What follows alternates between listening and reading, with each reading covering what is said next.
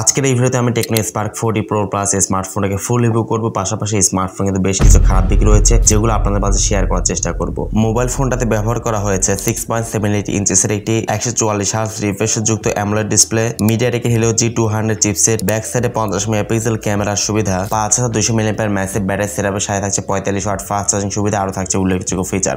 তো techno Spark 40 Pro plus smartphone কিন্তু ভালো দিকের পাশাপাশি বেশ কিছু খারাপ দিক কিন্তু রয়েছে যেগুলো আপনি জানতে পারলে স্মার্টফোন না নিয়ে হয়তো অন্য কোনো ফোনে সুইচ করবেন। মোবাইল ফোনে পাওয়া যাবে 30,000 টাকা প্রাইস পয়েন্টের আশেপাশে, বাট 30,000 টাকা কিন্তু অনেকটাই ওভার প্রাইস হয়ে যায়। এই প্রাইস পয়েন্টে কিন্তু অন্যান্য ফোন কিন্তু অনেক ভালো কিছু কনফিগারেশন অফার করার চেষ্টা করে, বাট এখানে কিন্তু অনেক কিছু কিন্তু মিস দেখতে পাচ্ছি। তো টেকনো স্পার্ক 40 প্রো প্লাস স্মার্টফোনটাকে আপনার কেনা ঠিক হবে নাকি এই ফোনটি না কিনে অন্য কোনো ফোনে সুইচ করবেন সেটাও জানাবো আজকের এই ভিডিওতে। অবশ্যই ভিডিওটা ওয়াচ করবেন সম্পূর্ণ। যারা এখনো পর্যন্ত আমাদের চ্যানেলকে সাবস্ক্রাইব করেনি, সাবস্ক্রাইব করে বেল আইকনটাকে অল সেট করবেন পরবর্তী প্রত্যেকটা ভিডিওর আপডেট সবার আগে পাওয়ার জন্য। আসুন শুরু করি আজকের ভিডিও। প্রথমত এই স্মার্টফোনটাকে আমরা ফুল রিভিউ করব, তারপর ভিডিও লাস্টে আমরা স্মার্টফোন সম্পর্কে ব্যাড সাইড মানে খারাপ দিকগুলো আপনাদের মাঝে উপস্থাপন করার চেষ্টা করব। সো অবশ্যই ভিডিওটা সম্পূর্ণ ওয়াচ করবেন। First of all Tecno Spark 40 Pro Plus স্মার্টফোনটার ডিজাইন এবং লুকসের কথা বলতে গেলে স্মার্টফোনের ব্যাক সাইড ডিজাইন কিন্তু মোটামুটি ভালোই লেগেছে। ফ্রন্টে মিডল পাঞ্চল ক্যামেরা থাকছে এবং কার্ভ ডিসপ্লে থাকছে। ফোনটা ওয়েট রাখা হয়েছে মাত্র 160 গ্রাম, 6.5 মিলিমিটার এর থিকনেস রাখা হয়েছে। সে সঙ্গে IP64 এর রেটিং থাকছে। তো টুকটাক বৃষ্টির ছিটেফোঁটা এবং ধুলাবালিকে খুব ভালো মতো কিন্তু প্রোটেক্ট করতে পারবে। যেহেতু ফোনটাতে 6.5 মিলিমিটার থিকনেস রাখা হয়েছে মানে স্মার্টফোন কিন্তু অনেকটাই চিকন, অনেকটাই পাতলা, অনেকটাই স্লিম করার চেষ্টা করেছে। সে সঙ্গে ওয়েটটাও কিন্তু কম, মাত্র 160 গ্রাম। এবং এখানে কিন্তু IP64 রেটিং থাকছে, মানে IP68 বা 9 থাকছে না। তো সেক্ষেত্রে কিন্তু একদম গভীর পানিতে চুবিয়ে ভিডিও রেকর্ডিং করা বা সুইমিং পুলে এটাকে নিয়ে গোসল করা এটা কিন্তু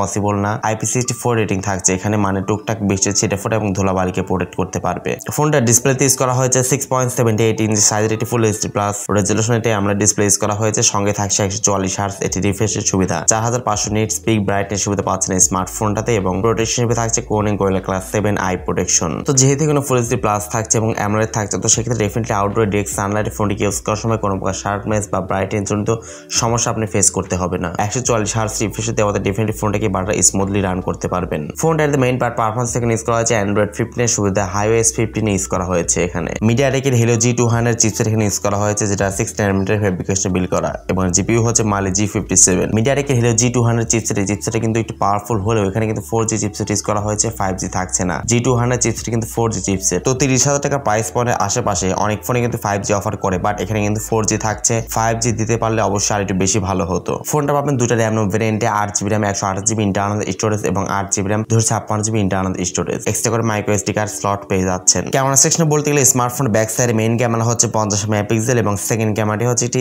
অক্সিলারি সেন্সর ইউজ করা হয়েছে। ফ্রন্ট থাকছে 13 মেগাপিক্সেল একটি ক্যামেরা। ফোনটা ব্যাক ক্যামেরা দিয়ে আপনার সর্বোচ্চ 2K-তে 30 fps ভিডিও রেকর্ডিং করতে পারবেন এবং ফ্রন্ট ক্যামেরা দিয়ে সর্বোচ্চ 1080p resolution 30 fps video recording করতে পারবেন। তবে ব্যাক সাইডে এবং ফ্রন্ট সাইডে কোনো প্রকার 4K থাকছে না। এই প্রাইস পয়েন্টে অবশ্যই 4K দেওয়া উচিত ছিল। অ্যাটলিস্ট 60 fps টাও কিন্তু আমরা মিসিং দেখতে পাচ্ছি। এছাড়া ফোনটাতে থাকছে লাউড স্পিকার, কোনো প্রকার 3.5 মিলিমিটার হেডফোন জ্যাকের সুবিধা থাকছে না। USB Type-C পোর্টের সুবিধা পাচ্ছেন এবং under display optical fingerprint scanner সুবিধা পাচ্ছেন। সেই সঙ্গে NFC সুবিধা কিন্তু পেয়ে যাচ্ছেন স্মার্টফোনটাতে। তো অ্যাট লাস্ট ফোনটা ব্যাটারি সেকশনে কথা বলতে গেলে ফোনটার ব্যাটারিতে ইউজ করা হচ্ছে 5200 mAh এটি ম্যাসিভ ব্যাটারি সেটআপ এবং বক্সের সাথে পেয়ে যাচ্ছেন 45 ওয়াট এটি ফাস্ট চার্জিং সুবিধা। 5200 mAh দেওয়াতে অবশ্যই মোটামুটি ভালো লেভেলের একটা চার্জ ব্যাকআপ এখান থেকে আপনারা পেয়ে যাচ্ছেন। তবে 6000 mAh দিলে একটু বেশি খুশি হতাম, বাট 5200 mAh দিয়েছে। মাত্র 55 মিনিটে ফোনটাকে আপনি 100% চার্জ করে নিতে পারছেন এই চার্জারটি দিয়ে। দর্শক বন্ধুরা, এখন আমরা techno Spark 40 Pro plus smartphone যদি খারাপ দিকগুলো আপনাদের মাঝে উপস্থাপনা করার চেষ্টা করি, তাহলে প্রথমত আমার কাছে যে বিষয়টি খারাপ লেগেছে সেটা হলো এখানে কোনো প্রকার 5G সুবিধা থাকছে না, যেখানে এই প্রাইস পয়েন্টে অনেক ব্র্যান্ডই আসলে 5G অফার করে। এরপরে আসলে চিপসেটটা যে খুব বেশি পাওয়ারফুল এমনটা মোটেই না। মিডিয়াটেক Helio G200 চিপসেট এটা কিন্তু 4G চিপসেট। স্ন্যাপড্রাগন বা Dimensity সিরিজের কোনো একটা 5G চিপসেট দিতে পারলে অবশ্যই আরেকটু বেশি ভালো হতো। এরপরে যে বিষয়টি খারাপ লেগেছে সেটা হচ্ছে স্মার্টফোন ব্যাক সাইডে 50 মেগাপিক্সেল ক্যামেরা দিয়েছে, যেটা ভালো ব্যাপার। এরপর সেকেন্ড ক্যামেরাটি কোনো প্রকার আল্ট্রা সেন্সর আমরা দেখছি না, এখানে অক্সিলারি সেন্সর ইউজ করা হয়েছে। অ্যাটলিস্ট 8 মেগাপিক্সেল এটা আল্ট্রা শুটার দিতে পারলে অবশ্যই আরেকটু বেশি ভালো হতো, কাজের কিছু হতে পারতো।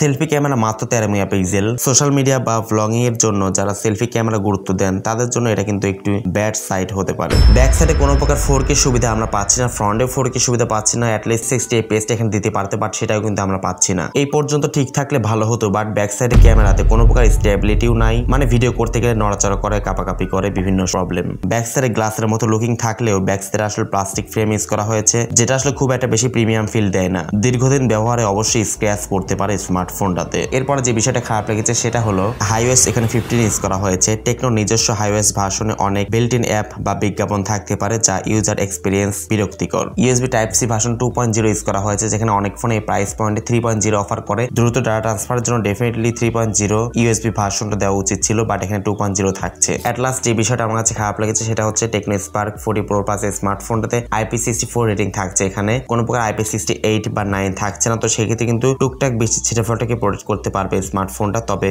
গভীর পানিতে চবিয়ে ভিডিও করা এই ধরনের কোনো সুবিধা কিন্তু আমরা পাচ্ছি না। অ্যাটলিস্ট এখানে IP68টা কিন্তু দিতে পারতো। তো techno Spark 40 Pro plus smartphone exactly আপনার কাছে কেমন লাগলো এই প্রাইস পয়েন্টে অবশ্যই আপনার মূল্যবান মতামত জানতে একদম ভুলবেন না। এই সমস্ত খারাপ দিকসমূহ যদি আপনি স্কিপ করতে পারেন তাহলে স্মার্টফোনটা আপনি নিতে পারেন। এখন নেওয়া না নেওয়াটা একদমই আপনার ব্যাপার। সো আজকের মতো এই পর্যন্ত, দেখা হচ্ছে নেক্সট ভিডিওতে। সে পর্যন্ত সবাই অনেক বেশি ভালো থাকবেন, সুস্থ থাকবেন। আল্লাহ হাফেজ। আসসালামু আলাইকুম ওয়া রাহমাতুল্লাহ।